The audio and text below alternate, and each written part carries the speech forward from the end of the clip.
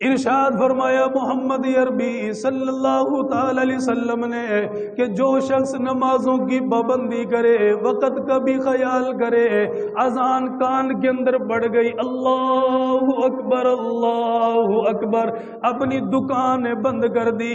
اپنا دفتر بند کر دیا، کسی بھی کام کاج کے اندر لگا ہوا ہے، ادھر صدا بلند ہو گئی، اللہ اکبر اللہ اکبر، یہ سارے کاموں کو چھوڑ کر بھاگے جا رہا ہے۔ سوال کرنے والا سوال کرتا ہے، دکان کیوں بند کر کے جا رہا ہے، دفتر کیوں بند کر کے جا رہا ہے، اپنا کام کاج چھوڑ کر کیوں جا رہا ہے؟ یہ جواب دیتا، کیا تمہیں پتہ نہیں چل رہا جس نے ساری دنیا کو بنایا اس کا بلاوا آ گیا، اس کے سامنے کھڑے ہونے کا وقت آ گیا۔ ایسا بندہ جو نمازوں کی پابندی کر رہا ہے، جو نمازوں کا خیال کر رہا ہے، جو وقت پر نمازیں ادا کر رہا ہے، اس کے لیے اللہ کے حبیب نے بتلا دیا، ایسا انسان جب مرتا ہے، مرنے کے بعد جب اسے قبر کے اندر رکھا جاتا ہے، قبر کہتی ہے تیرا آنا مبارک ہے، کتنا اچھا کیا تو چل کر میرے پاس آ گیا۔ جتنے لوگ زمین پر چلتے ہیں، جتنے لوگ زمین کے اوپر قدم رکھتے ہیں، ان سب میں سب سے زیادہ پیار مجھے تیرے ساتھ تھا۔ آج جب تم میرے حوالے ہوا، میرا رویہ دیکھے گا۔ اللہ کے نبی نے فرمایا جہاں تک مردے کی نگاہ جاتی ہے، اللہ تعالیٰ وہاں تک قبر کو کشادگی عطا فرما دیتا ہے۔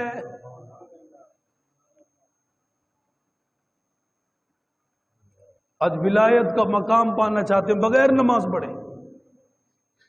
ولی بننا چاہتے ہیں بغیر نماز پڑھے، بزرگوں کے اندر نام لکھوانا چاہتے ہیں بغیر نماز پڑھے، قبر کے اندر اس بندے کا استقبال ہے، قبر اس بندے کے لیے کھل جاتی ہے، جہاں تک نگاہ جائے وہاں تک بندے کے لیے قبر کشادہ ہے۔ کس کے لیے؟ جو نمازوں کی پابندی کرتا ہے۔ اور ارشاد فرمایا محمد عربی صلی اللہ تعالی علیہ وسلم نے،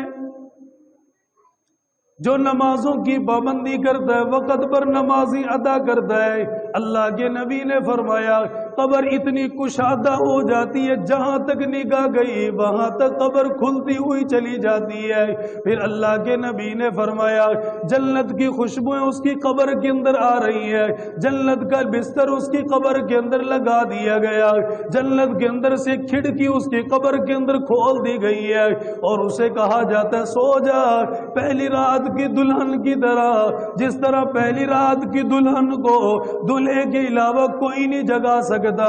دلہے کے علاوہ کوئی بیدار نہیں کر سکتا، اس سے کہا جاتا ہے سو جا آرام کے ساتھ، سو جا اطمینان کے ساتھ۔ یقیناً دنیا کے اندر تو نے پریشانیوں کو دیکھا،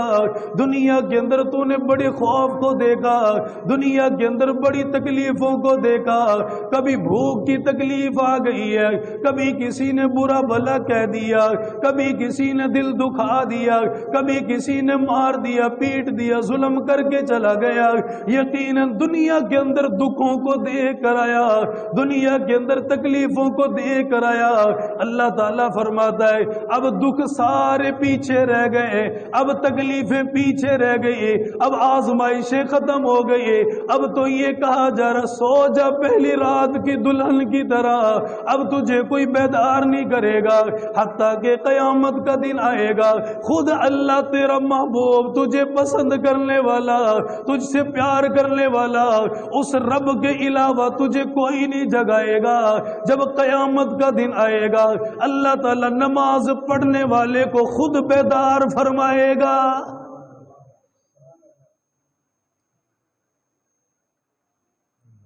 نمازیں چھوڑتے جا رہے اور یہ سمجھ رہے کہ ہم سے کوئی گناہ ہو ہی نہیں رہا ہے،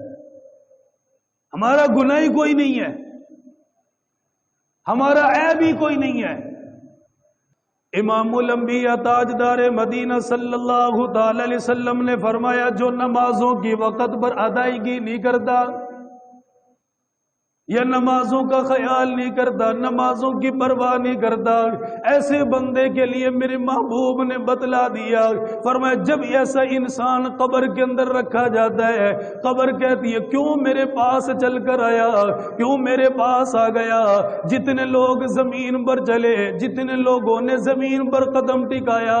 ان سب میں سب سے زیادہ برا مجھے تو لگا، مجھے نفرت تیرے ساتھ دی، مجھے بغض تیرے ساتھ تھا، مجھے عداوت تیرے ساتھ تھی،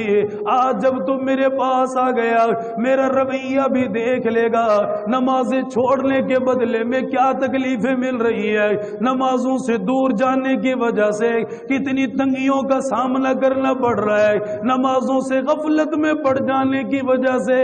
آج کتنے دکھوں کے پہاڑ بندے کے اوپر توڑ دیے گئے۔ اللہ کے نبی نے فرمایا جب اسے قبر کے اندر رکھ دیا گیا، پہلا معاملہ یہ ہوتا ہے قبر اتنا دباتی ہے، اتنا دباتی ہے، دائیں پسلی بائیں میں، بائیں پسلی دائیں میں نکل جاتی ہے، آزمائش کے لیے کبھی یقین نہ آئے، دروازے کی کواڑ کے اندر انگلی لگا کے دیکھ لے، اگر انگلی دروازے کے اندر آ گئی جان نکل جاتی ہے، سانس نہیں آتا،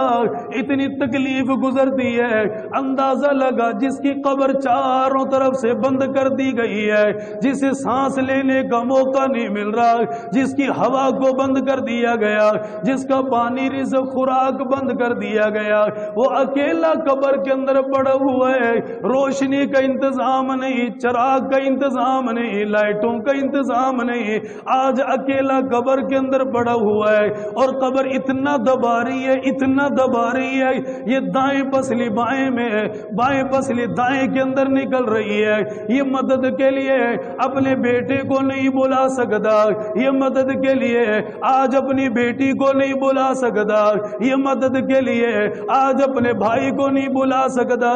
یہ مدد کے لیے آج اپنے باپ کو نہیں بلا سکتا،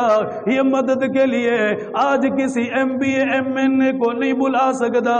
اس لیے کہ یہ معاملہ خدا کا اور بندے کا ہے، اللہ کے علاوہ کوئی نہیں جانتا بندے کے ساتھ کیا بن رہا ہے۔ اللہ کے نبی نے فرمایا قبر اتنا دبائے گی، اتنا دبائے گی، دائیں پسلی بائیں میں، بائیں پسلی دائیں میں نکل جائے گی، گویا کہ جان نکلنے کے قریب ہے۔ اللہ کے نبی نے فرمایا پھر اس کی قبر کے اندر ایک سانپ مسلط کر دیا جائے گا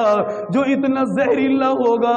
اتنا زہریلا ہوگا، ایک دفعہ ڈس مارے گا، اللہ کے حبیب نے فرمایا مردہ 70 ہاتھ تک زمین کے اندر دھستا ہوا چلا جائے گا۔